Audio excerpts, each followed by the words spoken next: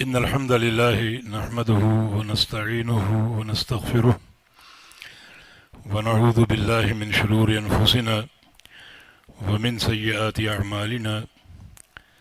من يهده الله فلا مضل له ومن يضلل فلا هادي له، وأشهد أن لا إله إلا الله وحده لا شريك له، وأشهد أن محمدا عبده ورسوله.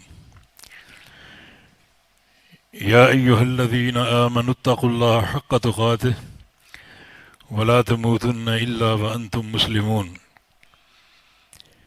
يا أيها الناس اتقوا ربكم الذي خلقكم من نفس واحدة وخلق منها زوجها وبث منهما رجالا كثيرا ونساء، واتقوا الله الذي تساءلون به والأرحام إن الله كان عليكم رقيبا.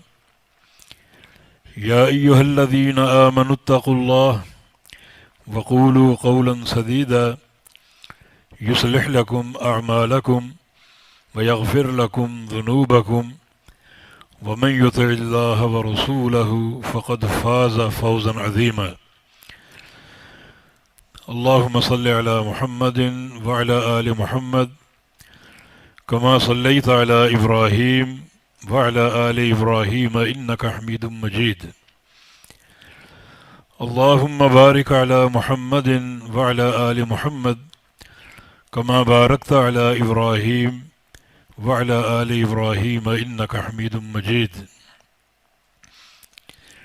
سبحانك لا علم لنا إلا ما علمتنا إنك أنت العليم الحكيم.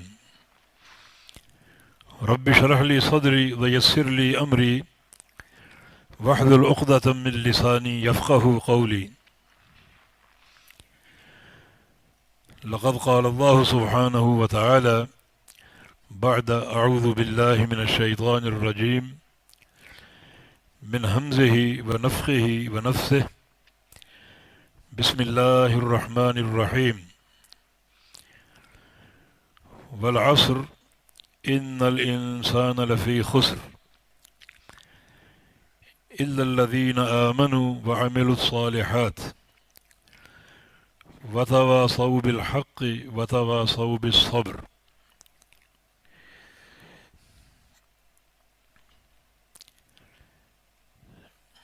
ہمارا دین اسلام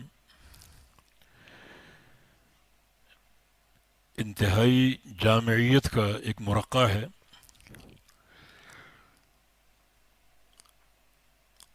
اللہ رب العزت نے بعض ایسی اصطلاحات استعمال فرمائی ہیں کہ ایک ہی لفظ پورے دین کا محور بن جاتا ہے. جیسے لفظ تقوی ہے، یہ پورا دین ہے. احسان، اسی طرح اسلام اور ایمان، ہدایت، اور ان الفاظ میں ایک لفظ صبر ہے. صبر کا جو دائرہ کار ہے وہ بھی انتہائی وسیع ہے، بلکہ پورا دین دین صبر ہے.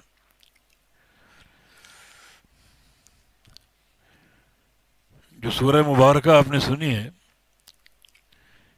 جس کے بارے میں امام شافعی رحمہ اللہ فرمایا کرتے تھے کہ اگر قرآن نہ اترتا اور یہی ایک صورت نازل ہو جاتی تو یہ ایک صورت کافی ہوتی لوگوں کی ہدایت کے لیے. اس میں عقیدہ، عمل، خلق، ہر شے موجود ہے.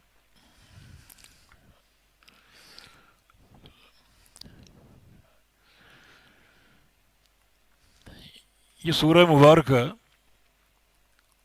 اصول اربع پر مشتمل ہے، 4 اصولوں پر. اور اللہ رب العزت نے اس کو موقد کیا قسم کے ساتھ، والعصر، زمانے کی قسم. باقی جو قسمیں قرآن پاک میں ہیں وہ محدود ہیں، جیسے سورج کی، چاند کی، رات کی، تاریکی کی، سورج کی دھوپ کی، یہ ساری چیزیں زمانے کے اندر ہیں. تو اس سے اس قسم کی وسعت کا آپ اندازہ کیجئے. فرمایا کہ ان الانسان لفی خسر، بے شک سارے انسان خسارے میں ہیں. ہر انسان کا نقطہ آغاز خسارے پر ہے. اور بڑے اس کو تاکید کے انداز سے ذکر کیا گیا. ان حرف تاکید ہے، بے شک، بلا شبہ. الانسان جن سے انسان، جس میں مرد عورتیں سب شامل. الف لام استغراقی بنا لیجیے، سارے انسان. پھر آگے پھر لام لفی، یہ لام تاکید. مزید اس کلام کو موقد اور پختہ کیا گیا. اور فی خسر میں ایک عجیب تاکید ہے، سارے انسان خسارے میں ہیں. یہاں علماء موجود ہیں. ایک تعبیر ہے ان الانسان لخاسر، معنی وہی بنتا ہے کہ بے شک ہر انسان خسارے والا ہے، خسارے میں ہے. لیکن لفی خسر جو ہے، اس کا معنی خسارے کے اندر ہے، خسارے میں ڈوبا ہوا، ایسا ڈوبا ہوا کہ اس کے چاروں طرف خسارہ ہے، اوپر بھی، نیچے بھی، دائیں بھی، بائیں بھی، آگے پیچھے خسارہ ہی خسارہ ہے. یہ ہر انسان کا آغاز ہے. تبھی نبی علیہ السلام اسی تفصیل سے فجر کی سنتوں کے بعد دعا کیا کرتے تھے. اللہم اجعل فی قلبی نورا، وفی سمعی نورا، وفی بصری نورا، وفوقی نورا وتحتی نورا، وعن یمینی نورا وعن شمالی نورا، وامامی نورا وخلفی نورا. یہ 6 جہات ہیں. ان 6 جہات کے لیے آپ اللہ تعالیٰ سے نور طلب فرمایا کرتے کہ یا اللہ میرے اوپر، نیچے، دائیں بائیں، آگے اور پیچھے نور عطا فرما دے.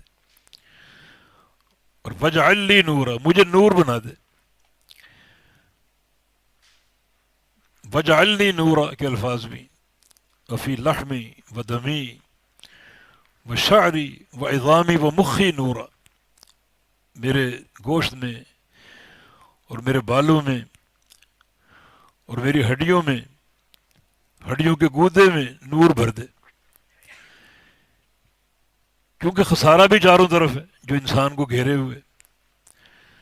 تو بچاؤ بھی اسی انداز سے بڑی قوت کے ساتھ ہونا چاہیے. نور عطا فرما دے. وہ نور، نور ہدایت، اور وہ نور ایک ایسی روشنی جو انسان کے لیے راستہ واضح کرے. نبی علیہ السلام نے ایک حدیث میں صبر کو روشنی کہا ہے، وَالصَّبْرُ ضِيَاءٌ، صحیح مسلم کی حدیث، کہ صبر جو ہے وہ ضیاء ہے، نور نہیں کہا. الصلاۃ نور ان کہا، نماز نور ہے، لیکن صبر ضیاء ہے. قرآن نے چاند کی روشنی کو نور کہا ہے، اور وہ شمس ضیاء، اور سورج کی روشنی کو ضیاء کہا ہے. اور سورج کی روشنی چاند کی روشنی زیادہ قوی، زیادہ مضبوط ہے، زیادہ طاقتور ہے. تو صبر کو ضیاء کہا گیا ہے. ایک ایسا نور آپ کو صبر سے فراہم ہوگا، حاصل ہوگا، جو ساری تاریکیوں کو دور کر دے گا، ساری ظلمات کو اور خسارے کو ختم کر دے گا. یہ بڑی ایک بنیادی حقیقت ہے جو اللہ پاک نے ہمیں عطا فرمائی صبر کی صورت میں. تو سارے انسان خسارے میں، یہ ہر انسان کا آغاز ہے. اخرجکم من بطون امہاتکم لا تعلمون شیئا، تمہیں اللہ نے تمہاری ماؤں کے پیٹوں سے نکالا، تم کچھ نہیں جانتے تھے، جاہل. وہ لوگ غلط کہتے ہیں کہ فلاں پیر صاحب پیدا ہوئے اور قرآن کے حافظ تھے، اور فلاں پیدا ہوئے ان کا روزہ تھا. یہ قرآن سے معارضہ، اللہ سے محاذہ رہی. اللہ فرما رہا ہے کہ تم کچھ نہیں جانتے تھے. یہ سارے انسانوں کی تاریخ ہے، اور یہ خسارہ ہے. اس سے تم نے نکلنا ہے خود، اس خسارے سے، اس جہالت سے، اس تاریکی سے. ہاں نور ہم فراہم کریں گے، راستہ ہم تمہیں بتائیں گے، سجھائیں گے، مگر کوشش آپ کی ہوگی. آپ نے اس سے خسارے سے باہر آنا ہے اور نکلنا ہے اور اپنے آپ کو بچانا ہے، نکالنا ہے. تو اصول اربع کیا ہیں؟ الا الذین آمنوا وعملوا الصالحات وتواصوا بالحق وتواصوا بالصبر. نمبر ایک ایمان یعنی عقیدہ، اور نمبر دو عمل صالح. عمل صالح وہ عمل جو نیک ہو، نبی علیہ السلام کے طریقے اور آپ کی سنت کے مطابق ہو. قرآن نے جہاں بھی عمل کا ذکر کیا تو عمل صالح کی قید لگائی، نیک عمل. اور نیک عمل کی تعریف ہی یہ ہے جو نبی علیہ السلام کے طریقے کے مطابق. اور وتواصوا بالحق، ایک دوسرے کو حق کی وصیت کرو، تلقین کرو. اور وتواصوا بالصبر، ایک دوسرے کو صبر کی تلقین کرو اور وصیت کرو. ان خسارے سے باہر آنے کے لیے اصول اربع: ایمان، عمل صالح،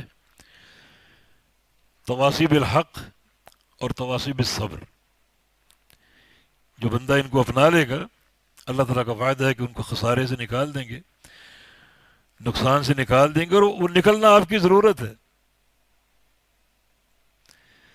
آپ کی ضرورت ہے خسارے سے نکلنا. ورنہ خسارہ برقرار رہا تو ان اجسامکم علی النار لا تقوی، یہ چمڑی جہنم کو برداشت نہیں کر سکے گی. وَأَهْوَنُ أَهْلِ النَّارِ عَذَابًا مَنْ يُوضَعُ تَحْتَ قَدَمَيْهِ جَمْرَتَانِ مِنَ النَّارِ. جبکہ جہنم کا سب سے ہلکا عذاب اس شخص کو ملے گا جس کے پاؤں تلے جہنم کے 2 کوئلے ڈال دیے جائیں گے، باقی پورا جسم جہنم کی گرفت سے محفوظ ہوگا. یہ سب سے ہلکا عذاب. اور یغلی بہما دماغہ، اتنی ان میں تیزی، حدت اور شدت ہوگی کہ اس کا دماغ کھولے گا جیسے چولہے پر ہنڈیا کا پانی کھولتا ہے. یہ سب سے ہلکا عذاب ہے، سب سے چھوٹا خسارہ. اور یہاں جو انسان کا ذکر ہے خسارے میں ڈوبا ہوا، تو نکلنا ضروری ہے. نور ہم فراہم کریں گے، ضیاء ہماری طرف سے ملے گی، مگر یہ اصول اربع تم نے اپنانے. تو ان میں جو سب سے آخری نقطہ وہ صبر کا. صبر ہم نے عرض کیا کہ ایک ایسی اصطلاح ہے دین اسلام کی جو پورے دین کا محور بن سکتی، پورے دین کا. شاید ہماری بات سے یہ نقطہ واضح ہو جائے، پورے دین کا محور بن سکتی. صبر کیا ہے؟ الحبس والمنع، روکنا، بند کرنا. ایک انسان کا اپنے نفس کو روکنا اور اس کو بند کر دینا، دیگر اعضاء کو بھی، جس کی تفصیل ہم عرض کریں گے. یہ صبر ہے.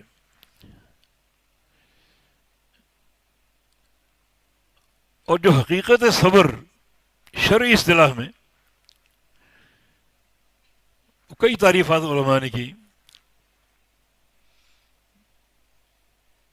ایک جامع تعریف یہ ہے کہ اپنے آپ کو روکنا، اپنے آپ کو بند کر دینا، عمل صالح اختیار کرنے کے لیے اور گناہوں سے بچاؤ کے لیے.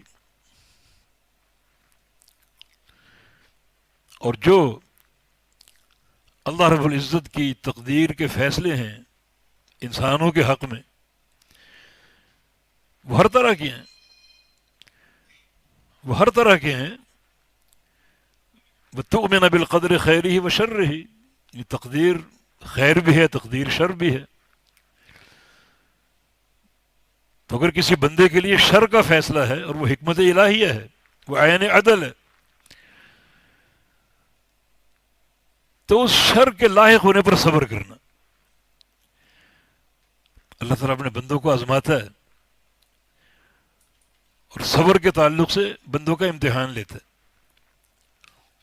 اور خاص طور پہ جب وہ دور آ جائے جس میں ہم گزر رہے ہیں، پرفتن دور، تو اس میں تو لا محالہ صبر کی ضرورت ہے. نبی علیہ السلام نے فتنوں کا ذکر کیا، ایام حرج کا ذکر کیا، اور فرمایا کہ المتمسک فیہن بما انتم علیہ لہو اجر 50 رجلا. اس دور میں صبر کے ساتھ جو اس چیز کو تھامے رکھے جس کو تم نے تھام رکھا ہے، یعنی قرآن و حدیث کو، کوئی قیل و قال نہیں، فلاں کی رائے فلاں کی رائے، بالکل نہیں. جس چیز کو تم نے تھام رکھا ہے اسے تھامے رہے، تو اس ایک بندے کو 50 افراد کے برابر اجر ملے گا. صحابہ نے پوچھا منا او منہم، وہ 50 افراد ہم میں سے ہوں گے یا ان میں سے ہوں گے؟ کس دور کے؟ فرمایا کہ بل منکم، تم میں سے. نبی علیہ السلام نے انہی ایام حرج کا، ایام فتنہ کا ذکر کیا اور فرمایا کہ عمل کرنے والا کل قابل جمرہ، اتنا دشوار اور یہ مرحلہ صبر آزما ہوگا جیسے ایک شخص مٹھی میں آگ کا انگارہ دبائے بیٹھے. یہ سارا صبر کا پروگرام ہے.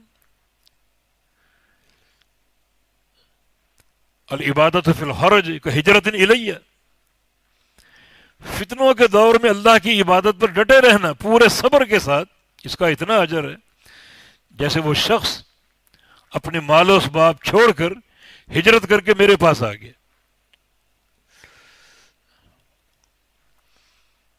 یہ پرفتن دور ہمیں مزید صبر کی دعوت دیتا ہے.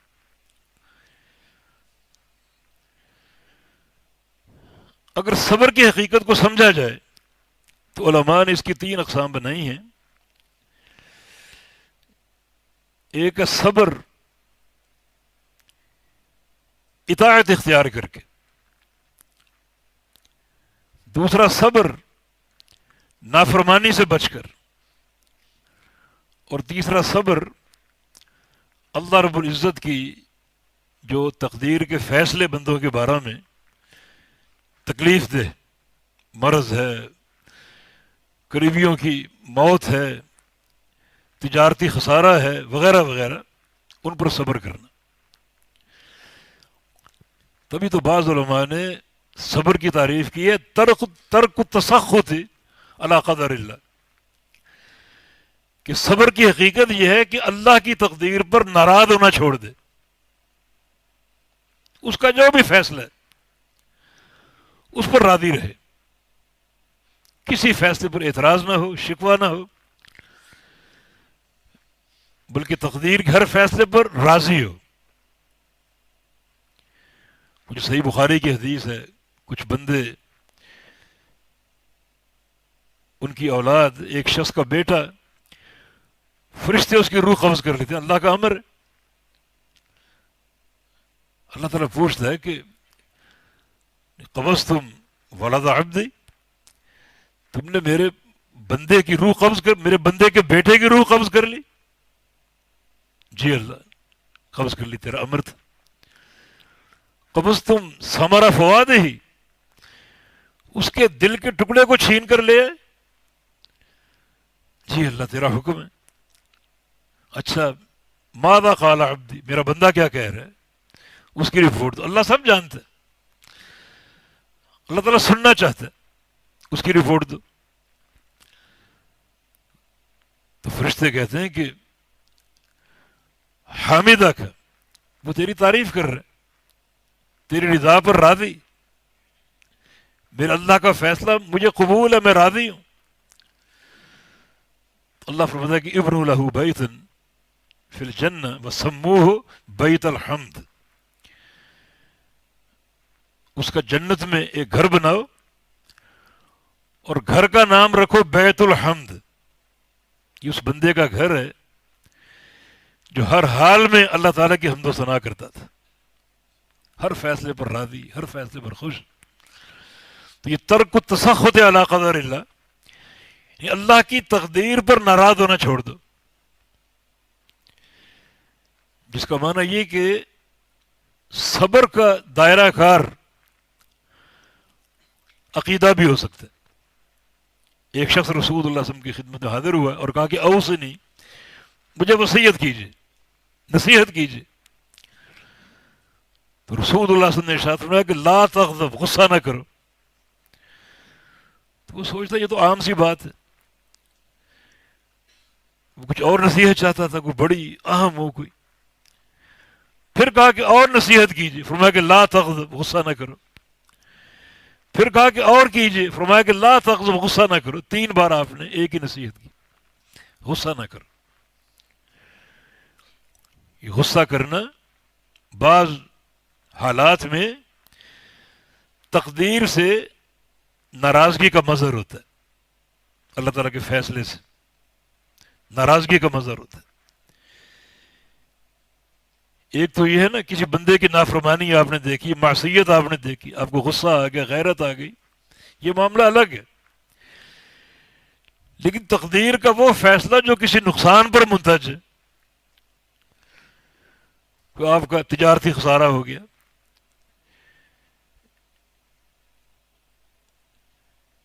تو گاڑی کا حادثہ ہو گیا، اور بہت سے امور ہیں، تو وہ انسان انتہائی زیرک اور بصیرت والے ہیں جو ایسے امور پر بھی اللہ کی رضا پر راضی. یہ اللہ کا فیصلہ، تقدیر کا فیصلہ. تقدیر میں اللہ نے کیا لکھا ہے اس کا علم تب ہوتا ہے جب وہ کام ہو چکا ہوتا ہے، یہ تقدیر میں لکھا ہوا تھا. باقی تقدیر اللہ کا راز ہے، اس کو کوئی نہیں جانتا. لیکن جب وہ عملاً ظاہر ہوتی ہے وہ چیز، تو ہمارا یہ ایمان ہونا چاہیے کہ اللہ کی تقدیر کا یہ فیصلہ ہے، ہم اس پر راضی، اس پر ہمیں کوئی اعتراض نہیں. اور یہ چیز صبر سے منسلک ہے، یعنی غصہ نہ کرنا، غصے کو پی جانا، اللہ کی رضا پر راضی رہنا، یہ حقیقت صبر ہے.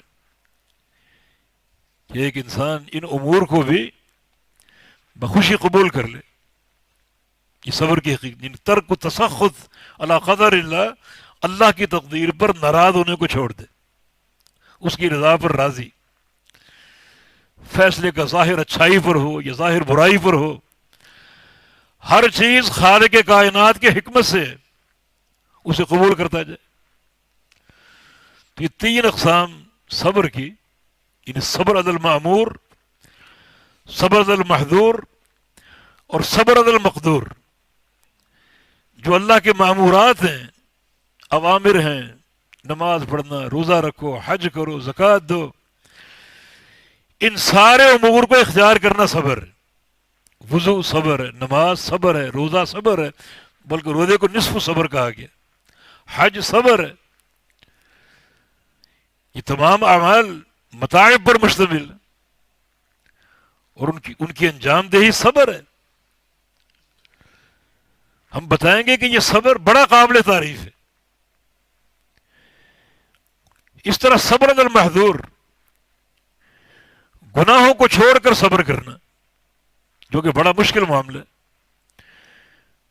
گناہ اللہ تعالیٰ کی ابتلا ہے، گناہوں میں لذت ہے،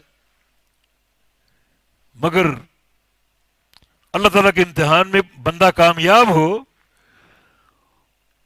اور گناہوں کو ٹھکرا دے، یہ بڑے پائے کا صبر ہے، بڑا عظیم الشان صبر ہے یہ. اور تیسری قسم صبر المقدور، اللہ تعالیٰ کی تقدیر کے فیصلے، ان پر صبر کرنا ایک امر محمود ہے، بڑا قابل تعریف امر ہے.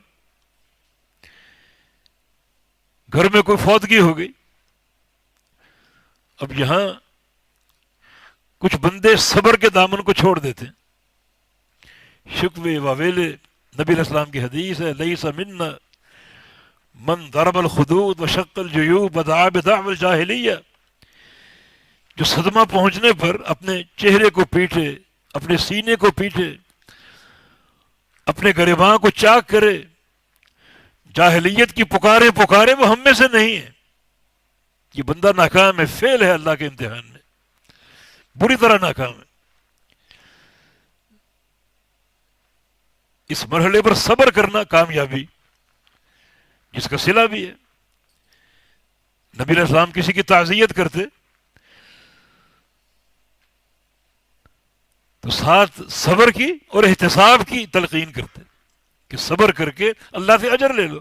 فوت ہونے والا فوت ہو چکا، دوبارہ نہیں آئے گا. آپ کا یوں پیٹنا، ماتم کرنا، نوحہ خوانی کرنا اس اجر کے موقع کو ضائع کر دے گا، بلکہ الٹا عذاب ہوگا. ناحیت اذا لم تتب، نوحہ کرنے والی عورت اگر توبہ نہ کرے تو قیامت کے دن وہ اس طرح اٹھے گی کہ اس کے بدن پر خارش ہوگی، پھوڑوں سے بھرا ہوگا، اور اوپر گندک، جہنم میں جلائی ہوئی گندک کی قمیض ہوگی. کتنی اس کی تکلیف، کیا کلفت کا عالم ہوگا کہ یہ اس صبر کے امتحان میں ناکام ہو گئی. اور جو بندے کامیاب ہوں یقیناً وہ خوش نصیب ہیں، اللہ تعالیٰ کے اجر کے مستحق ہیں. کوئی مرض آ جائے، اس مرض میں صبر کے تقاضے کیا ہیں؟ تقاضے یہ ہیں کہ صرف وہ کام کرو جو شریعت چاہتی.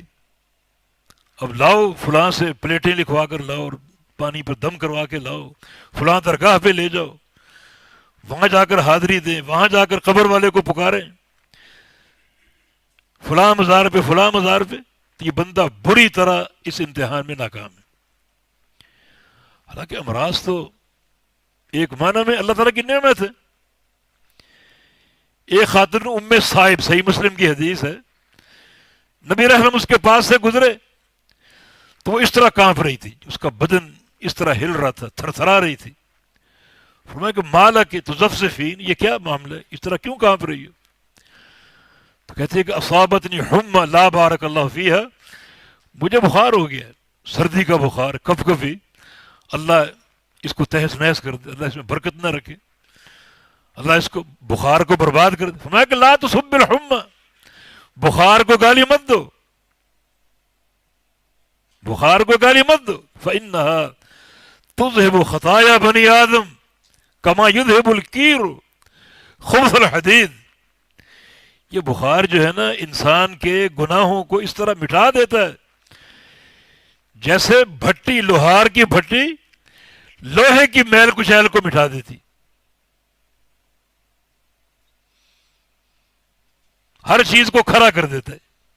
حسن بصری کا قول ہے کہ ایک رات کا بخار بھی سارے گناہوں کا کفارہ بن سکتا ہے. ہاں بندہ صبر کرے. صبر کیا ہے؟ ہر کس و ناقص کے سامنے بخار کا شکوہ نہ کرے. پتہ چلے جو مل رہا ہے اپنی طبیعت کھول کے رکھ دی، یہ ہو رہا ہے اور وہ ہو رہا ہے، پھر وہ کیا کر لے گا؟ جو اللہ نے ایک مرض دیا، تکلیف دی، اس کی حکمت ہے. اللہ تعالیٰ کے شکوے کرتے ہو، وہ تو اللہ کی عطا کرتا ہے نا. تو یہ بے صبری، شکوہ اللہ سے کر سکتے، یہ صبر کے منافی نہیں ہے. رب سے دعا کیجئے. یعقوب علیہ السلام نے یوسف علیہ السلام کے گم ہونے پر کیا کہا؟ فصبر جمیل،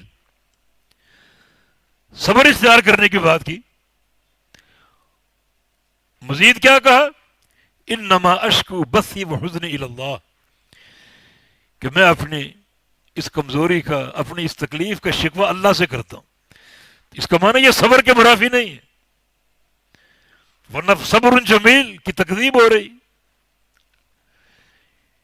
ایوب علیہ السلام کے بارے میں اللہ کیا فرماتے ہیں؟ وجدناہ صابرا، اس کو ہم نے صابر پایا. اور وہ کیا دعا کر رہے ہیں؟ اذ نادى ربه انی مسنی الضر وانت ارحم الراحمین. یا اللہ مجھے مرض لاحق ہو چکا ہے، یہ بیماری لاحق ہو چکی، بڑی خطرناک بیماری جس نے اندر سے کھوکھلا کر دیا اور باہر بھی انتہائی تکلیف. وہ صرف بیماری نہیں، مالدار تھے، اللہ نے مال بھی لے لیا، اولاد تھی، اللہ نے اولاد کو بھی موت دے دی، کوئی معمولی تکلیف نہیں، لیکن لوگوں سے شکوہ نہیں کیا۔ بے صبری کیا ہے؟ بندوں سے شکوہ کرو۔ ایک تو ہے ڈاکٹر کے پاس جائیں، اپنی کیفیت بیان کریں علاج کے لیے، وہ صبر کے منافی نہیں۔ تداووا یا عباد اللہ، اللہ کے بندو دوا استعمال کرو، طبیب کو دکھاؤ۔ ما انزل اللہ من داء الا وانزل له شفاء، اللہ نے جو بیماری اتاری اس کی شفا بھی اتاری۔ وعلمہ من علمہ وجاہلہ من جاہلہ، جس نے جان لیا اس نے جان لیا، جو نہیں جان سکا وہ جاہل ہے۔ لیکن ہر کس و ناقص کے سامنے اپنی طبیعت کھول کے بیٹھ جاؤ۔ اللہ تعالیٰ کا شکوہ ہے بے صبری۔ دوسری بے صبری یہ ہے اس موقع پر کہ اس تکلیف کا علاج غیر شرعی اختیار کرنے کی کوشش کرے، کہ سنا فلاں درگاہ پہ شفا ملتی، بے اولاد فلاں درگاہ سے اولاد ملتی۔ یہ بندہ بری طرح ناکام ہے، صبر کے امتحان میں ناکام ہے۔ یہ تعلق باللہ، اللہ سے شکوہ ہو، بلکہ اللہ چاہتا ہے بندے کو تکلیف دیتا تاکہ میرا بندہ میرے سامنے گر گڑائے۔ یہ رونا اور یہ تضرع اللہ کو بہت ہی پسند ہے۔ تبھی تو نبی علیہ السلام کی حدیث ہے شد البلاء علی الانبیاء ثم الامثل فالامثل، کہ سخت ترین تکلیفیں نبیوں پر آتی، اور نبیوں کے بعد کن پر؟ جن کا درجہ نبیوں کے بعد ہے۔ اللہ ان کو تکلیفیں دیتا ہے، صبر کی توفیق بھی دیتا ہے، وہ تضرع بھی کرتے ہیں، گر گڑاتے بھی ہیں، دعائیں بھی کرتے ہیں، روتے بھی ہیں، جو اللہ کو پسند ہے۔ اللہ تو چاہتا ہے میرے نیک بندے میرے سامنے روئیں، ان کا تعلق میرے ساتھ ہو۔ تبھی تو محمد الرسول اللہ صلی اللہ علیہ وسلم دنیا میں آئے تو یتیم ہو چکے تھے، کچھ عرصے بعد والدہ فوت ہو گئی، دادا بھی چلے گئے، چچا بھی چلے گئے، انسیت اور محبت کا اظہار کرنے والی بیوی خدیجہ بھی چلی گئی۔ اللہ یہ سارے علائق کیوں توڑ رہے؟ بیٹے پیدا ہو رہے ہیں، وہ فوت ہو رہے ہیں۔ کسی کو اگر زیادہ عمر ملی تو ابراہیم کو تقریباً 18 ماہ۔ نبی سے تو کتنی محبت ہے، آپ حبیب اللہ اور خلیل اللہ ہیں، وہ یہ صدمے کیوں؟ یہ اللہ تعالیٰ کی ابتلا ہے، اور بعض حالات میں یہ اس کی محبت اور اس کی رحمت، اگر صبر کی توفیق مل جائے بڑا اس کا صلہ ہے۔ دیکھیں نبی علیہ السلام کی ایک حدیث ہے کہ مومن بندے کو کوئی تھکاوٹ پہنچے، کوئی تکلیف پہنچے، حتیٰ کہ پاؤں میں کانٹا چھپ جائے، اللہ اس کے گناہ جھاڑ دیتا۔ یعنی صبر پر، یہ چیزیں صبر کی متقاضی، اگر وہ صبر کرتے اللہ تعالیٰ اس کے گناہ جھاڑ دیتے۔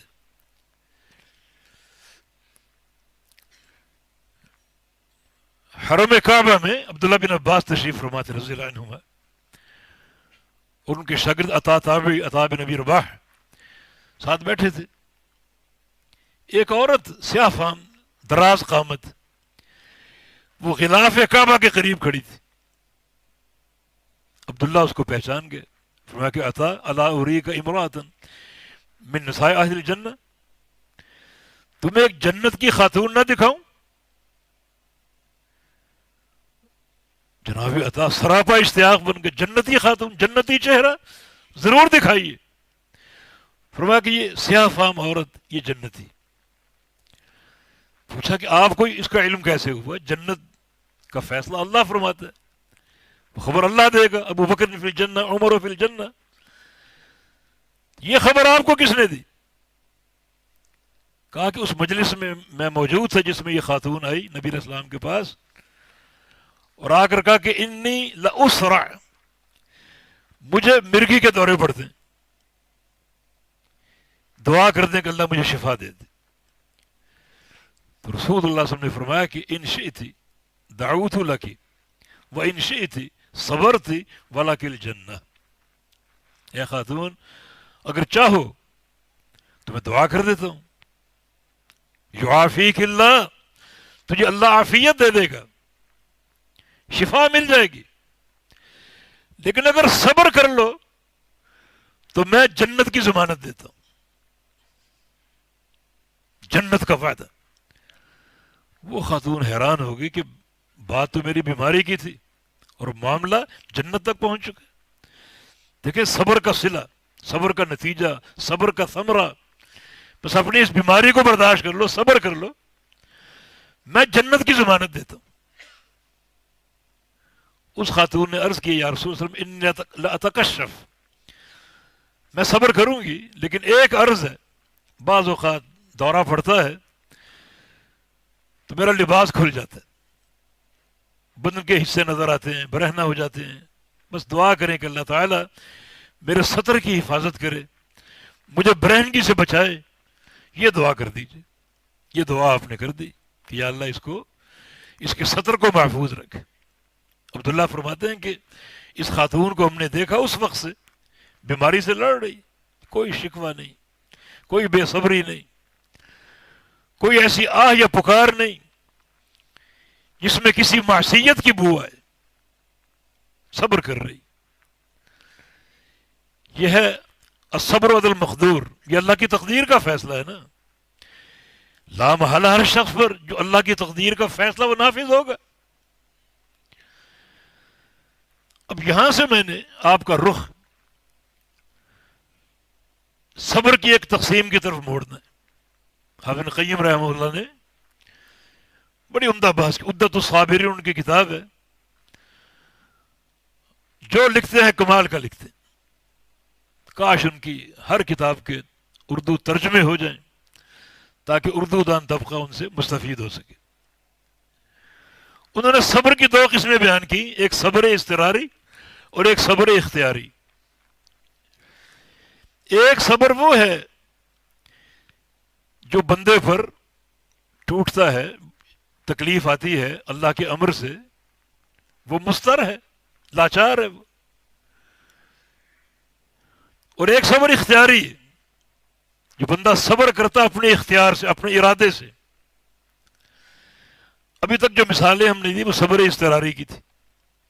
وہ خاتون جس کو مرگی کے دورے پڑتے تھے، یہ دورے اللہ کی تقدیر کے فیصلے، وہ اس پر آنے ہی ہیں. جب وہ آتے ہیں وہ اختیار سے نہیں، وہ اضطرار سے آتے ہیں. کچھ بندے صبر کر جاتے ہیں، کچھ نہیں کر پاتے. جو نہیں کر پاتے بری طرح ناکام، اور جو کر پاتے ہیں وہ ایسے کامیاب ہیں کہ ان کے جو صلے کا اور اجر کا معاملہ ہمارے تصورات سے ماورا ہے. نبی علیہ السلام کے حدیث ہے بعض بندوں کی اللہ تعالیٰ نے جنت میں اونچا مقام تیار کر رکھے مگر ان کے عمل قاصر ہیں، عمل اس مقام کے قابل نہیں ہے. اب درجہ تو موجود ہے ان کے لیے، مقام موجود ہے، تو اللہ تعالیٰ اس بندے کو کوئی تکلیف سے دوچار کر دیتا ہے. کوئی مرض دے دیا مستقل، بیماری دے دی، فقر دے دیا، خسارہ دے دیا، اور ساتھ ساتھ صبر کی توفیق دیتا ہے. وہ ان تکلیفوں پر اتنا صبر کرتا ہے کہ صبر کرتے کرتے اس مقام تک پہنچ جاتا ہے. تو کتنا ایک عمدہ صلہ تقدیر کے ان فیصلوں کا جو نازل ہو کر رہنی. کسی بندے کو فرار نہیں ہے. اعوذ بکلمات اللہ التامات اللاتی لا یجاوزہن بر ولا فاجر. نبی علیہ السلام کی دعا. اللہ کے کلمات کی پناہ میں آتا ہوں، اپنے آپ کو پناہ میں دیتا ہوں، وہ کلمات جن کلمات سے تجاوز نہ کوئی نیک انسان کر سکتا ہے نہ کوئی برا انسان کر سکتا ہے. یہ کلمات قدری و کونی. کلمات شرعیہ کے بڑے بدبخت انکار کرتے ہیں، نہیں مانتے. لیکن جو کلمات قدریہ و کونیہ، کوئی دنیا کی طاقت ان سے تجاوز اختیار نہیں کر سکتی. وہ لا محالہ آئیں گے، ٹوٹیں گے، بندہ ان میں مبتلا ہوگا. یہ کلمات قدریہ و کونیہ. تو یہ تقدیر کے فیصلے. اللہ تعالیٰ فرماتا ہے یہ تقدیر کے فیصلے اور بندے پر مسلط ہوتے ہیں لا محالہ، کسی کو فرار نہیں.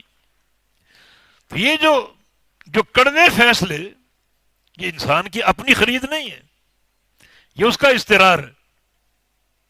ہاں صبر کر لے، اس استقرار پر اجر ہے اس کے لیے. تو ہم نے بتایا کہ صبر اختیاری اور استقراری. مزید واضح کرتا ہوں.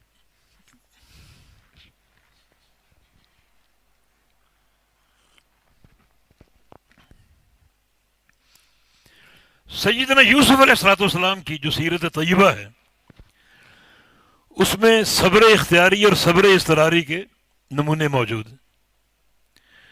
بھائیوں نے حسد کیا،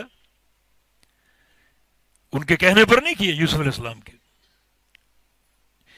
اس حسد کا شکار ہوئے اسی اضطراری کیفیت پر، اور بھائی لے گئے جنگل میں اور کنویں میں ڈال دیا. یہ ان کے کہنے پر نہیں ڈالا، یہ اضطراری امر ہے. ہاں انہوں نے صبر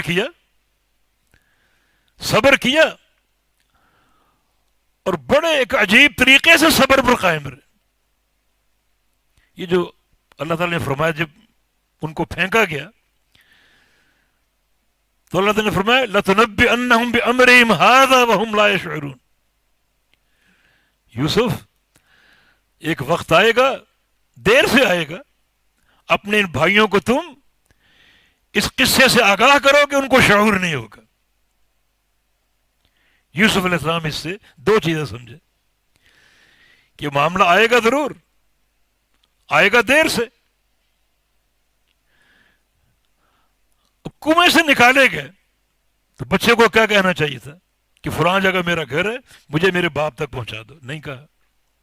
یہ ان کا فہم کہ اللہ تعالیٰ نے تو یہ فرمایا کہ ان قریب یہ ایک وقت آئے گا، دیر سے آئے یا جلدی آئے، تم اپنے بھائیوں کو آگاہ کرو کہ اس ظلم سے ان کو شعور نہیں ہوگا. مانا اگر فوری آگاہ کریں تو شعور تو ہوگا، سال بعد کریں، 2 سال بعد کریں، 10 سال بعد کریں، کوئی شکلیں تبدیل نہیں ہوتی اور بندہ بھولتا نہیں ہے. مانا یہ آگاہی جو ہے یہ ایک زمانہ بعیدہ میں اور یہاں نہیں بلکہ کسی اور مقام پر. اگر وہ کہتے کہ مجھے فلاں جگہ پہنچاؤ میرے والد کے پاس، وہ کہہ سکتے تھے، مگر نبوت کا فہم اللہ نے عطا فرمایا. اس آیت کریمہ سے جو وہ سمجھے اس کے مطابق خاموشی اختیار کر لی. حسن صبر ہے یا نہیں؟ لیکن یہ صبر اضطراری، ان کو کنویں میں ڈالا گیا ان کے شوق سے نہیں، ان کی طلب پر نہیں، بلکہ وہ مستر کیے گئے، لاچار کیے گئے. ان کی ہمت اور طاقت بھائیوں کی طاقت کے آگے مفلوج ہو گئی، کنویں میں ڈال کر آ گئے. یہ صبر اضطراری. اللہ نے امتحان لیا، اس میں کامیاب. لَتُنَبِّئَنَّهُمْ بِأَمْرِهِمْ هَذَا. تم اپنے بھائیوں کو آگاہ کرو گے اس ظلم سے. جب کرو گے ان کو شعور نہیں ہوگا. بالکل مانا ایک وقت طویل کے بعد، مدت مدیدہ کے بعد، کیونکہ فوری کریں گے تو ان کو پتہ چلے گا. اگر وہ کہتے ہیں مجھے میرے باپ تک پہنچا دو اور جا کر میں اپنے بھائیوں کی جو ساری کارروائی اپنے باپ کے سامنے رکھوں، تو شعور تو موجود ہے. لیکن جب آگاہ کرو گے شعور نہیں ہوگا. آگے سورہ یوسف آپ نے پڑھی، واقعی شعور نہیں ہوا. بعد میں جب بتایا انہوں نے تب ان کو شعور ہوا. تو یہ سارا معاملہ حسن صبر ہے. مگر یہ صبر اضطراری ہے، صبر اختیاری نہیں. یوسف علیہ السلام کی سیرت طیبہ میں صبر اختیاری کی مثال، جب عزیز مصر کی بیوی انہیں تنہائی میں لے گئی، وغلقت الابواب، دروازے بند کر دیے، ایک کھولا، اندر گئیں، پھر دوسرا کمرہ اسے بھی مقفل کیا، پھر تیسرا کمرہ اسے مقفل کیا، تنہائی در تنہائی. اب اس گناہ سے بچنا یہ ان کا اضطرار نہیں بلکہ اختیار ہے. حالانکہ وسائل موجود ہیں، تنہائی بھی، حسن بھی، شباب بھی، اور پھر عزیز مصر کی بیوی، اس کی بات مان لیتے کتنے فائدے حاصل کر پاتے، اور اس کی بات کو ٹھکرا کر نقصان ہوئے، جیل جانا پڑا. تو یہ جو انہوں نے معاذ اللہ کہا، اللہ کی پناہ چاہتا ہوں، یہ صبر اختیاری. گناہ کا موقع موجود ہے، تنہائی موجود ہے، خلوت موجود ہے، گناہ کے اسباب موجود ہے، مگر اللہ کا خوف مانے آ گیا، دعوت کو ٹھکرا دیا. یہ ان کا اختیار. اب ایک سوال، اس کا جواب یقیناً آپ کی سمجھ میں آ چکا ہوگا کہ زیادہ اجر کس صبر کا؟ صبر اضطراری یا صبر اختیاری کا؟ ظاہر صبر اختیاری کا. ایک چیز آپ اس کو ٹھکرا دیں اپنے اختیار سے، اپنے ارادے سے، اپنی قوت ایمانی سے، اپنے تعلق باللہ کی طاقت سے، تو یہ زیادہ موجب اجر، بجائے اس کے کہ آپ کو بخار ہو گیا، آپ صبر کریں گے تو بخار آپ پر مسلط ہوا ہے، بخار پر آپ مضطر کیے گئے ہیں، لاچار کیے گئے، اس کی تقدیر کے فیصلے ہیں. اگر آپ صبر کریں گے، وہ صبر بڑا محمود اور ممدوح ہے، قابل تعریف ہے. لیکن اس سے زیادہ قابل تعریف وہ صبر ہے جو اختیار سے ہو. دو انبیاء کی مثال اور دیتے ہیں، سیدنا ابراہیم خلیل اللہ علیہ السلام اور سیدنا اسماعیل علیہ السلام. اللہ تعالیٰ نے ابراہیم علیہ السلام کو حکم دیا بیٹے کو ذبح کرنے کا. وہ حکم کس طریق سے پہنچایا، وہ باتیں واضح اور ثابت ہیں. فلما بلغ معه السعی، اور جب بیٹا اسماعیل چلنے پھرنے کے قابل ہوا، ساتھ لے لیا اس خواب کو پورا کرنے کے لیے، اور جہاں ذبح کرنا تھا وہ بیٹے کو لے آئے، لا کر لٹا دیتے اور چھری پھیر دیتے. ابراہیم علیہ السلام کا فہم، اگر یوں چھری پھیر دیتے کہ اللہ کا آرڈر ہے، اللہ کا امر ہے، تو میرے لیے صبر اختیاری ہوتا، اسماعیل کے لیے اضطراری ہوتا. کہ اللہ کا آرڈر، میں تمہیں لٹا رہا ہوں، چھری پھیروں گا اور تمہیں ماننا پڑے گا. لیکن اسماعیل علیہ السلام سے پوچھا، انی ارا فی المنام انی اذبحک فانظر ماذا تری، میرے بیٹے میں نے خواب میں بار بار دیکھا تجھے ذبح کر رہا ہوں. اور نبی کی خواب وحی ہوتی، حجت ہوتی. تو آپ دیکھیں آپ کیا چاہتے ہیں، آپ کا کیا فیصلہ، تاکہ اپنے بیٹے کو بھی اس شاندار قربانی میں رغبت اور رضا سے شامل کر لیں. یہ صبر اختیاری میرے لیے، میرے بیٹے کے لیے بھی بن جائے. اگر یوں ہی آتے ہی نیچے گرا کر پٹک کر اور چھری پھیر دوں تو صبر تو ہوگا، مگر صبر اضطراری ہوگا. وہ بیٹے کی رائے معلوم کی، بیٹا شر صدر سے تیار ہے، یا ابت افعل ما تؤمر، ابا جان فوراً کیجئے، یہ اللہ کا امر ہے، خواب ہے، اللہ کا امر ہے، فوراً کیجئے. اب کیا ہوا، اس رضا والے معاملے میں دونوں باپ بیٹا شامل ہو چکے، دونوں اختیار کے ساتھ. یہ صبر اختیاری. ہمارے پیارے پیغمبر محمد الرسول اللہ علیہ وسلم کی جو سیرت حمیدہ اور طیبہ ہے، اس کا اکثر حصہ صبر اختیاری پر ہے. مکہ میں 13 سال دعوت دی، دعوت کے ایوانوں میں گئے، طائف گئے. یہ آپ کا حسن اختیار، اللہ کا امر، جس پر آپ نے بڑے صبر سے استقامت اختیار کی. راستے میں کانٹے بچھائے گئے، گڑھے کھودے گئے، آپ کو ساحر، شاعر اور مجنوں کہا گیا. اس سے بڑھ کر تکلیف دہ معاملہ کیا ہو سکتا ہے کہ آپ کی بیٹی کو آپ کے سامنے قتل کر دیا گیا. حاملہ تھی، حمل بھی گر گیا. یہ سارے آپ کی دعوتی جہود کی وجہ سے ہوا. اور یہ سارا معاملہ حسن اختیار آپ کا، اللہ کا امر ہے جس کی آپ تکمیل کر رہے ہیں، اور ایک دقیقہ فروگزاش نہیں کر رہے. یہ 13 سال مکی زندگی کے، اس کا بیشتر حصہ صبر اختیاری پر. مدینہ ہجرت کی، یہ بھی حسن اختیار، ایک عظیم الشان عمل. اور مدینہ آگے ریاست قائم ہو گئی. آپ سوچتے ہوں گے کہ اب تو 10 سال جو مدنی زندگی کے پرسکون گزرے ہوں گے، ایک حاکم کی حیثیت سے، سربراہ کی حیثیت سے، اپنی سلطنت اور ریاست میں. لیکن نہیں، یہ پورے 10 سال عبارت ہیں مسلسل جہاد سے.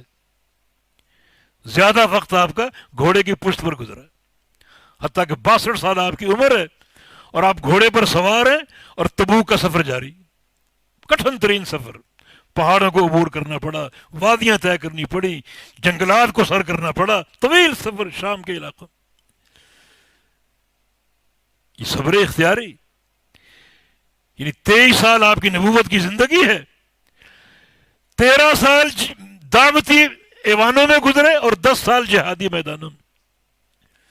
جناب محمد الرسول اللہ صلی اللہ علیہ وسلم کی جو سیرت حمیدہ اور حیات طیبہ ہے، جس صبر سے عبارت ہے، وہ زیادہ اس کا حصہ جو ہے وہ صبر اختیاری پر. ہاں آپ کو تکلیفیں آتی تھیں. عبداللہ بن مسعود کی حدیث ہے، ہم نبی علیہ السلام کو دیکھنے گئے تو آپ بخار میں مبتلا تھے. تھوڑا ہٹ کر بیٹھ گئے ایک فاصلے سے، اتنے فاصلے سے ہمیں نبی علیہ السلام کی بخار کی حرارت پہنچ رہی. انک لتوعک یا رسول اللہ، یا رسول اللہ آپ کو بخار ہوتا ہے؟ فرمایا کہ انی لاوعک کما یوعک رجلان منکم، مجھے اکیلے کو تمہارے 2 انسانوں جتنا بخار ہوتا ہے. اور آپ صبر کرتے تھے. اس طرح کے کئی مرحلے آپ کی زندگی میں آئے، یعنی صبر اضطراری کے، اور آپ نے صبر کیا، اللہ تعالیٰ سے اجر حاصل کیا. لیکن زیادہ تر آپ کی سیرت حمیدہ اس صبر اختیاری پر مشتمل. اب جو بتانا چاہتا ہوں، جو حقیقت، جو آخری نقطہ ہے، وہ یہ ہے کہ صبر اضطراری کے ہم نے فوائد سن لیے. کیا خاتون، میں دعا کرتا ہوں تم اللہ شفا دے دے گا، اور اگر صبر کر لو جنت کی ضمانت، جنت کی ضمانت. خاتون نے صبر کو ترجیح دی. تو یہ جو مرگی کا دورہ، یہ اس کا اضطرار ہے. اس اضطراری کیفیت پر اس کا اظہار ہے، صبر ہے. اس کا اختیار نہیں ہے، اس کی پسند نہیں ہے، نہ اس کی چاہت ہے، مگر وہ مضطر تھی بیچاری، اسی لیے دعا کرانے آ گئی.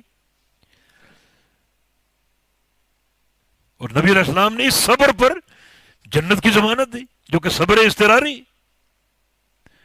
صحابہ کرام اس قسم کے اضطرار کو سمجھتے تھے اور قبول کرتے تھے. ایک موقع پر آپ نے فرمایا، من یضمن لی واحد اضمن لہ الجنہ، کون ہے وہ شخص جو مجھے ایک چیز کی ضمانت دے، میں اس کو جنت کی ضمانت دیتا ہوں.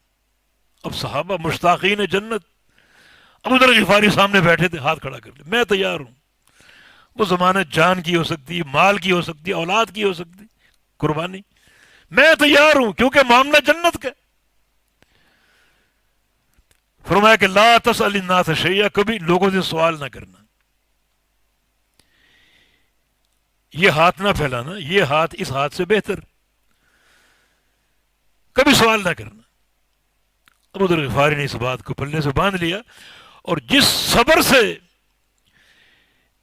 اس حکم کو جھیلا اور برداشت کیا وہ بڑا کٹھن تھا. حتیٰ کہ گھوڑے پر سوار ہوتے، اپنا کوڑا گر جاتا تو کسی دوست سے نہیں کہتے مجھے پکڑا دو. گھوڑے سے اترتے، کوڑا پکڑتے، پھر دوبارہ چڑھتے. جوانی تو گزر گئی، بڑھاپے کا عالم، وہ احتیاج کی زندگی. بندہ بوڑھا ہو جائے، وہ قوا کمزور ہو جاتے ہیں، اعضاء کمزور ہو جاتے ہیں، تو وہ بندے کے احتیاج کی زندگی. بندہ کچھ نہ کچھ چاہتا ہے میری خدمت ہو، کسی سے کوئی سوال کروں. ضمانت دے چکے ہیں، سوال نہیں کرنا، تو شہر چھوڑ دیا. ربضہ مقام ان کی وہاں جگہیں تھی، زمینیں تھیں، وہاں چلے گئے. نہ کوئی ہو اور نہ سوال کی نوبت آئے. اب دیکھیں نا، یہ سارا صبر ہے. یہ مشتاقین جنت نبی علیہ السلام سے ایک وعدہ کیا اور آپ نے جنت کی ضمانت دے دی، اس پر قائم ہو گئے، اس پر قائم ہو گئے. تو جو عرض کرنا چاہتا ہوں وہ یہ ہے کہ صبر اضطراری کا کتنا اجر ہے. جنت کے وعدے ہیں، ایک رات کا بخار جو کہ اضطراری صبر ہے، سارے گناہوں کا کفارہ ہے. تو صبر اختیاری کا کتنا اجر ہوگا جو صبر اضطراری سے کہیں بہتر. اب صبر اختیاری کی صورتیں کیا ہیں؟ صورتیں یہ پوری شریعت مطہرہ ہمارے سامنے. نماز ہے، نماز کے لیے وضو ہے، سال بعد زکوٰۃ ہے، استطاعت پر حج ہے، رمضان کے روزے ہیں، اللہ تعالیٰ کے اوامر یہ سارے اس کے امتحان ہیں. ان کو بڑے شوق و ذوق سے پورا کرو. بعض اوقات کلفتیں آ سکتی ہیں، جناب کاروباری میٹنگ ہو رہی لیکن مسجد سے اذان کی آواز آ گئی، اب کچھ بھی ہے چھوڑ دو. یہ صبر کا امتحان ہے. اللہ تعالیٰ کے اوامر پر صبر کرنا، مامورات پر صبر کرنا، کتنا اس کا اجر ہوگا. جب صبر اختیاری کے یہ فائدے ہیں، صبر اختیاری کتنا قیمتی، کتنا اہم ہوگا، کتنا اس میں اجر ہوگا.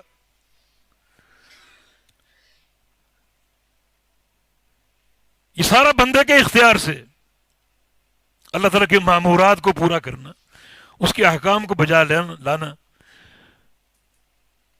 پھر دین فہمی یہ صبر کا تقاضا کرتی، اور دین فہمی کے لیے خالص جو طریقے دین اس کو اختیار کرنا معاملہ مشکل ہے.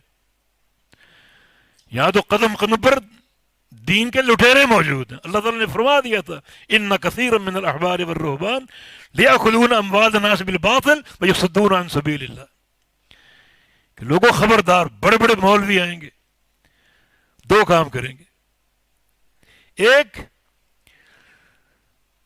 تمہارا مال کھائیں گے، ان کی نظر تمہاری جیب پر ہوگی.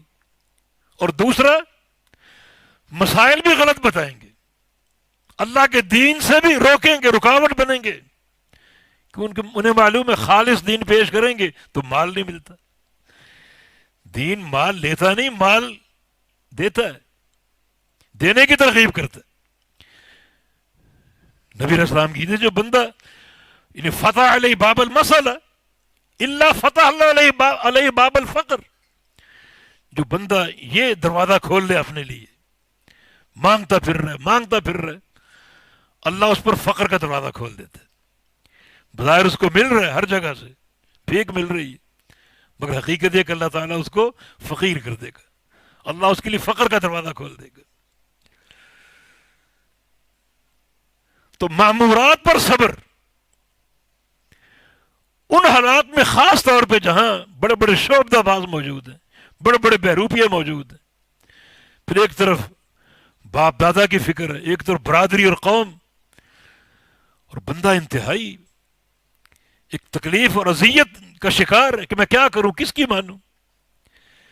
لیکن صبر کا تقاضا یہ ہے، ہر ایک کی بات چھوڑ دو، کتاب و سنت کو تھام لو، ان احکام کو مان لو جو عرش الہی سے اترے. اللہ اکبر، عرش الہی سے.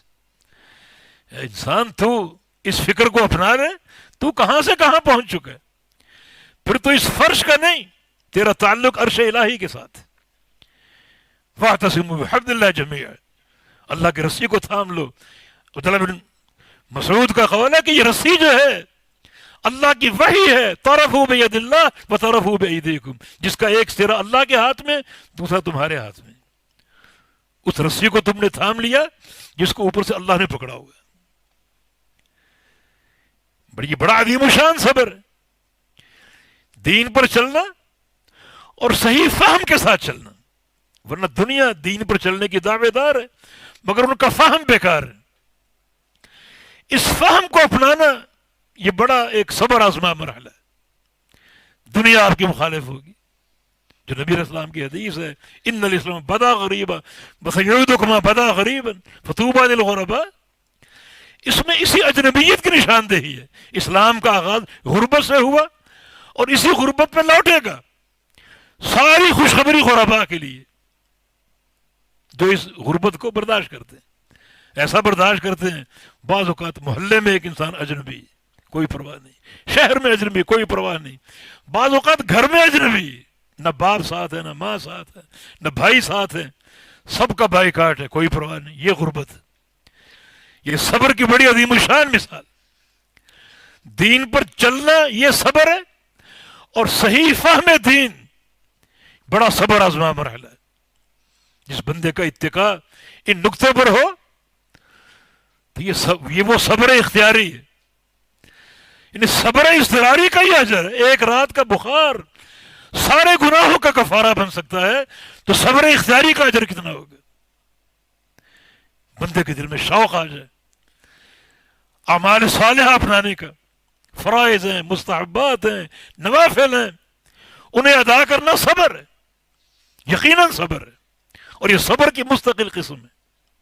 کتنا اس کا اجر ہوگا اگر پابندی بھی ہو، شوق و ذوق بھی ہو، اخلاص نیت بھی ہو، اور صحیح راستے کے فہم کی سوچ بھی ہو اور جذبہ بھی ہو۔ یہ بات بڑی موجب اجر۔ ایک نقطہ اور بھی یہاں پیش ہو سکتا ہے، جب سنت کے راستے کا شوق ہو، اس کے ایک دل کا ذوق بن جائے، بلکہ اس کی فطرت بن جائے، اس کا اجر ہے۔ بڑا یہ صبر آزما مرحلہ ہے، لیکن اسی قوت کے ساتھ اگر بدعت سے نفرت بھی آ جائے تو اجر ڈبل ہو جائے گا۔ یہ اللہ تعالیٰ کی شان، یہ سارے مراحل صبر کے ساتھ ہیں اور صبر کا موجب ہے۔ خالی سنت کا شوق نہیں ہے دل میں، بلکہ اسی قوت کے ساتھ بدعت کی نفرت ہے، اہل بدعت کی نفرت ہے، ان کے ساتھ بیٹھنے کی نفرت ہے، ان کو دیکھ کر مسکرانے کی نفرت ہے، تو پھر کیا ہوگا؟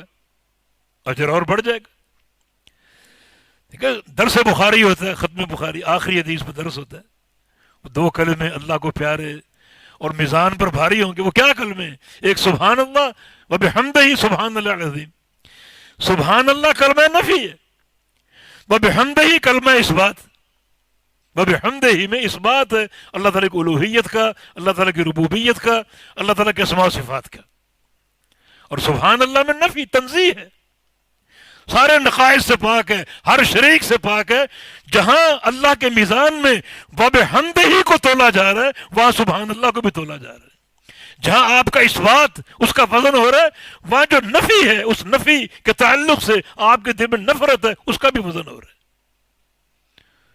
سبحان اللہ نصف المیزان والحمدللہ تملأہ، اکیلا سبحان اللہ اللہ کے آدھے میزان کو بھر دے گا، اور الحمدللہ پورے میزان کو بھر دے گا۔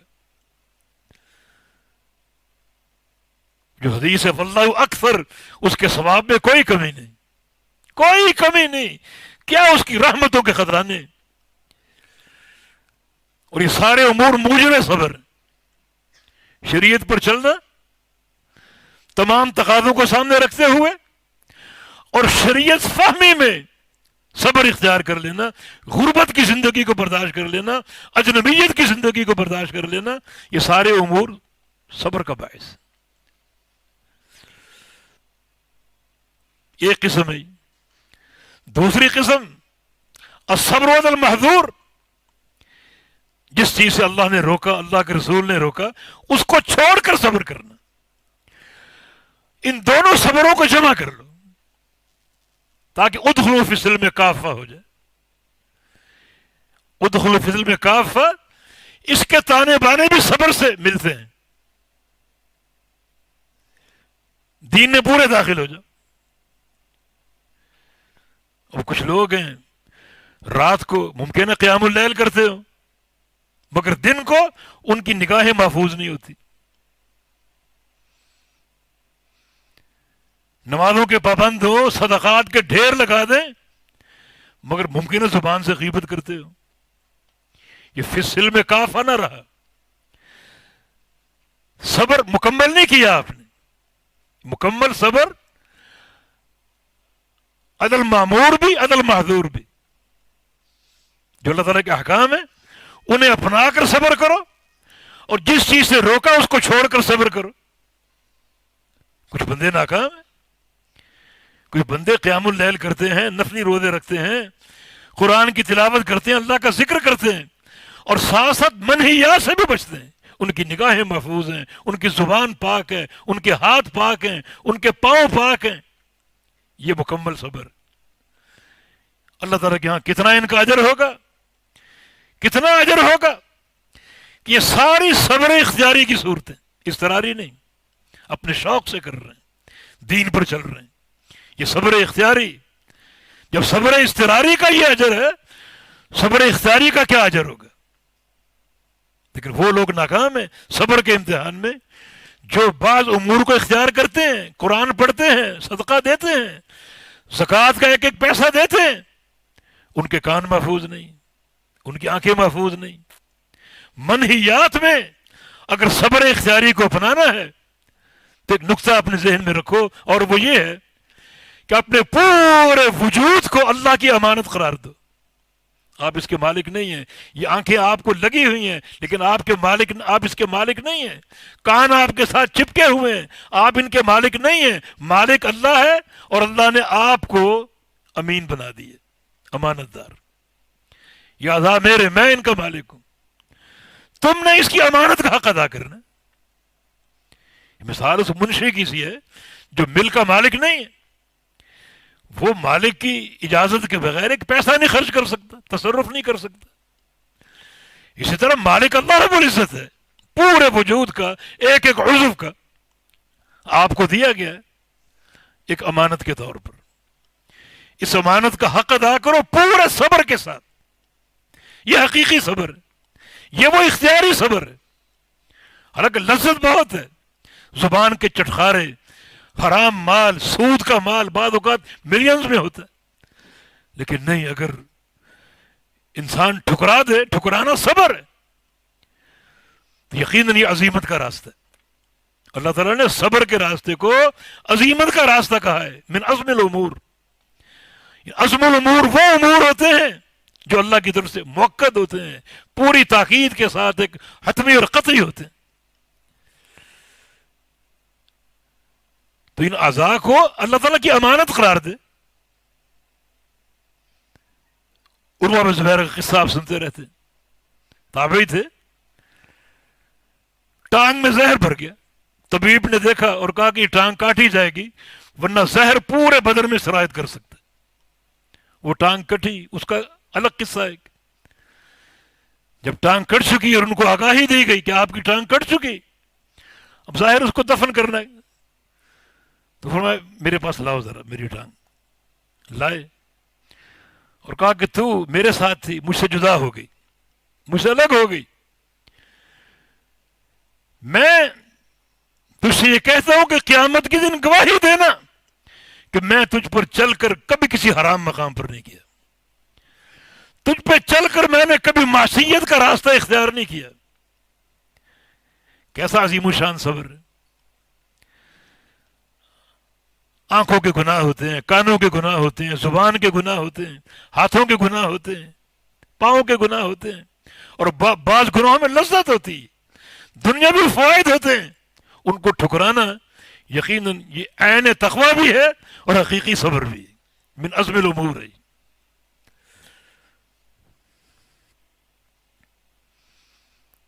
یہ صبر اختیاری، یعنی ایک بندہ صبر اضطراری اختیار کرے تو کیا اس کے انعامات ہیں، کتنا اجر ہے، کتنے اونچے درجات، احادیث آپ نے سنی۔ لیکن صبر اختیاری اگر اختیار کر لے، پوری شریعت پر چلنا امر و نہی کی بنیاد پر، یہ وہ اختیاری صبر ہے جس کا بے تحاشا اجر۔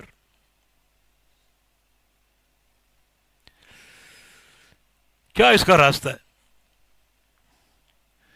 یہ صبر اپنے اندر کیسے پیدا کریں؟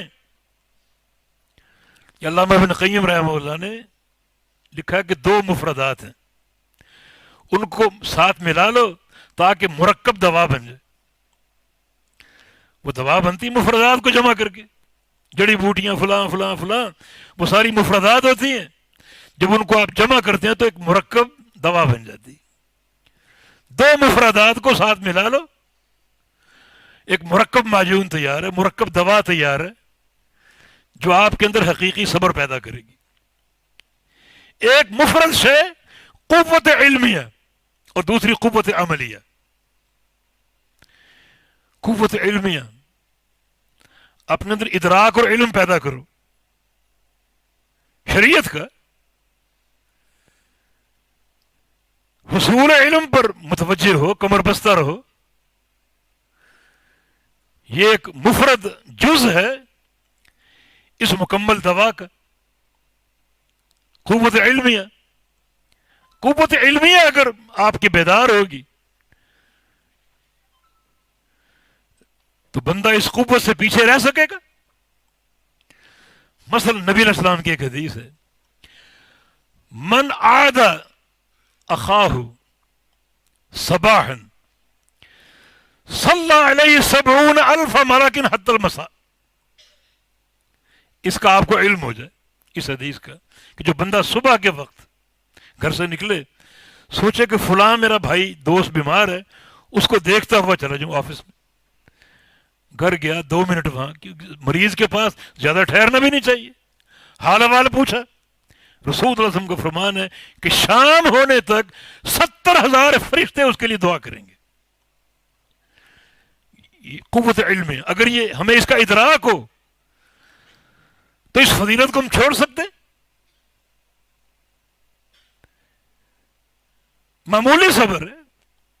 یعنی آپ جس راہ پر چل رہے ہیں، تھوڑا سا دائیں بائیں آپ گھومیں، دروازے کو دستک دی، دوست سے ملے، کو 8-10 منٹ آپ نے دے دیے، 8-10 منٹ کا یہ صبر ہے، کون چھوڑے گا؟ اور جو بھائی شام کو اپنے بھائی کی بیمار پرسی کر لے، صبح ہونے تک 70,000 فرشتے اس کے لیے دعا کریں گے. اور جب تک وہ جائے گا، وہاں پہنچے گا، فی مخرفۃ الجنہ، تب تک وہ جنت کے باغیچوں میں ہوگا. فرشتے دعا کریں گے طبت وطاب ممشاک، تو بھی اچھا ہو جائے اور تیرے قدم بھی اچھے ہو جائیں. یہ علم ہے، قوت علم ہے. اگر ہمیں اس کا علم نہ ہو تو کون عمل کرے گا؟ اگر علم آ جائے، تھوڑا سا راستہ صبر کا معمولی، اجر کتنا عظیم ہے. یہ ہے یعنی فعل معمورات، جس کا شریعت نے حکم دیا اسے آپ اپنائیں، اختیار کریں. اور اختیار کرنا یہ باعث صبر ہے، اور صبر بھی صبر اختیاری. بڑے بڑے اعمال ہیں. نبی علیہ السلام کی ایک حدیث ہے کہ 40 خصلۃ اعلیھا منیھۃ العنز، 40 کام ہیں جن میں سب سے بڑا کام کسی بھائی کو بکری کا تحفہ دینا.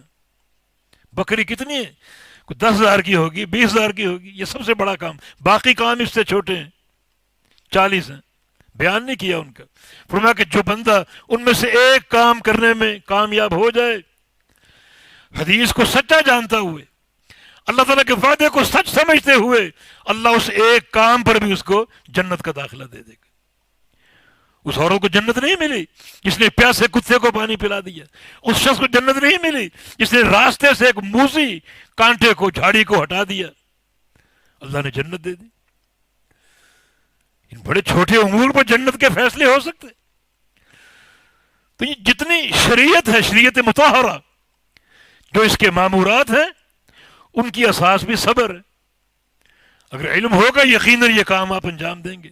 نماز کا کیا ثواب ہے، حج کا کیا اجر ہے، کیا اس کی اہمیت ہے، کیا اس کی قیمت ہے، رمضان کے روزوں کا کیا اجر ہے. جب یہ ساری چیزیں آپ پڑھیں گے، یہ قوت علمیہ آپ کے اندر عمل کی رغبت پیدا کرے گی.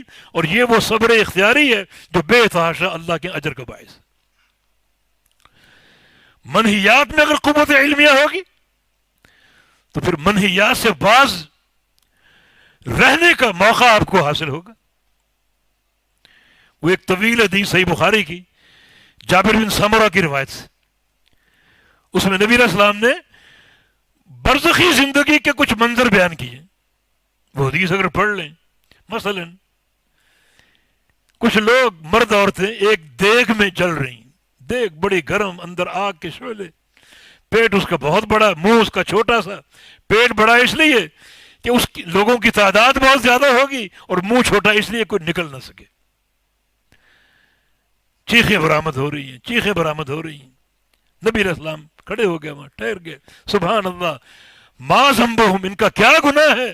جبریل امین نے فرمایا ہؤلاء الزوانی والزنات، یہ آپ کی امت کے زانی مرد اور زانی عورتیں.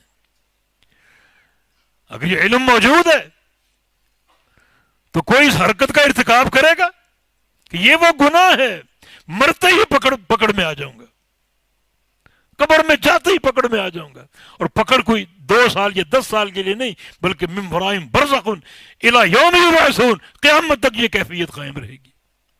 اب اس چیز کا علم ہو، یہ قوت علمیہ اگر موجود ہو تو اس گناہ کا کوئی ارتکاب کرے گا؟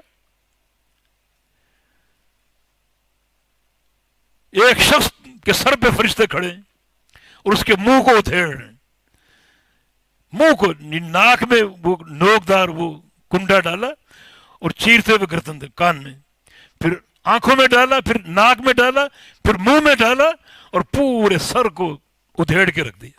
پھر بائیں طرف آ گئے، بائیں طرف منہ سے لے کر گردن تک، کان ناک سے لے کر گردن تک، آنکھوں سے لے کے گردن تک پورے چہرے کو چیر پھاڑ دیا. سبحان اللہ، ما ذنبہ، اس کا کیا گناہ ہے؟ جبریل امین فرمائیں گے یہ وہ شخص ہے یغدو من بیتہ، صبح اپنے گھر سے نکلتا، یکذب الکذب، اور جھوٹ بولنا شروع ہو جاتا، جھوٹ بولنا. وہ تنظیموں کے لوگ کہاں ہیں جن کی خواہش یہ ہے کہ ہماری تنظیموں کا مورال بلند ہو، سچ بولیں، جھوٹ بولیں، بس چندہ ملے ہمیں. کوشش یہ ہے کہ دنیا بھر میں یہ جھوٹ پھیل جائے. اور اس دور میں ایسے ایسے جھوٹ ہم نے سنے کہ اللہ کی پناہ. قبر میں عذاب، اب اگر قوت علمیہ اگر موجود اور بیدار ہے، کوئی بندہ اس کا ارتکاب کرے گا دنیا کے چند سکوں کی خاطر؟ ایک بندہ الٹا لیٹا ہوا ہے، فرشتہ اس کے سر پہ کھڑا ہے، بھاری پتھر اس کے سر پہ مارتا ہے، سر کچلا جاتا ہے اور پتھر گیند کی طرح اچھل کے دوبارہ اس کے ہاتھ میں آ جاتا ہے اور سر جڑ جاتا ہے، پھر مارتا ہے، پھر کچلا جاتا ہے، پاش پاش، اور وہ چیخ رہا ہے، چلا رہا ہے. سبحان اللہ، ما ذنبہ، اس کا کیا گناہ ہے؟ فرمایا کہ رفض القرآن وینام عن الصلاۃ المکتوبہ، اس نے قرآن یاد کر کے بھلا دیا اور نماز سے سویا رہتا تھا. فجر کی جماعت ہو رہی ہے، یہ گھر میں سو رہا ہے. جس کو یعنی جس کی قوت علمیہ اس حدیث پر ہو وہ اس گناہ کا ارتکاب کرے گا. معاملہ صبر آزما ہے، لیکن جن کو نماز فجر کی اہمیت کا علم ہے یقیناً وہ صبر کریں گے اور ادا کریں گے. امام احمد بن حنبل چھوٹے بچے تھے، 7 سال کے، 6 سال کے، اور ان کا گھر مسجد سے دور تھا بغداد میں. ان کی والدہ ان کو فجر پہ اٹھاتی، بچہ اگر اکیلا جائے گا نقصان ہو سکتا ہے، ان کی ماں ان کو اپنے گھر سے ساتھ لے کر نکلتی، مسجد میں نماز ادا کرواتی، پھر گھر واپس لے کر آتی. یہ سو رہا ہوتا تھا. اب جس کی یہ خطا ہو، جس کا یہ گناہ ہو، اسے اگر اس حدیث کی جو قوت علمیہ حاصل ہو اس گناہ کا ارتکاب کرے گا تو عرض ہے کہ قوت علمیہ پیدا کرو، اور خالی قوت علمیہ نہیں بلکہ اس علم پر عمل بھی. العلم النافع والعمل الصالح، دونوں چیزیں ساتھ ساتھ. علم نافع ہو اور خالی علم تک محدود نہ ہو بلکہ عمل صالح بھی ہو. تو یہ دو قوتیں جب ملیں گی تو ایک مرکب تیار ہوگا. یہ مرکب حقیقی صبر آپ کے اندر پیدا کرے گا. پھر جب صبر آ گیا تو بڑے وعدے اللہ تعالیٰ کے، ان اللہ مع الصابرین واللہ یحب الصابرین، ان الانسان لفی خسر الا الذین آمنوا وعملوا الصالحات وتواصوا بالحق وتواصوا بالصبر. خسارے سے آپ کو نکال دیں گے.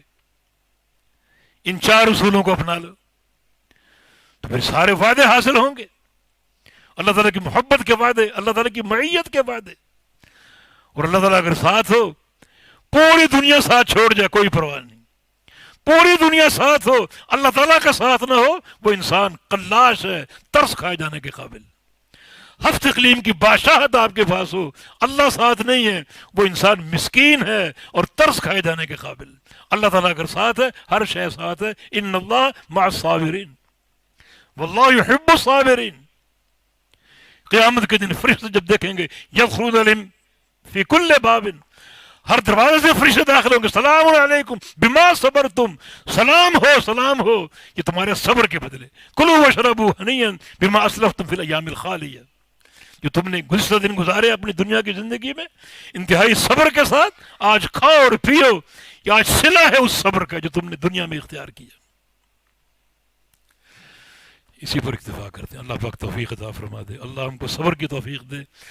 یقیناً یہ اولو العزم انبیاء کا راستہ ہے اور سارے انبیاء کا راستہ. اللہ تعالیٰ اس پر چلنے کی توفیق عطا فرما دے. اللہ تعالیٰ حقیقی صبر کا فہم ہمیں دے دے اور یہ صبر ہماری زندگی میں داخل ہو جائے، سارے اجر کے ساتھ، سارے ثواب کے ساتھ جس کا اللہ اور اس کے رسول نے وعدہ کیا ہے. اقول قولی ھذا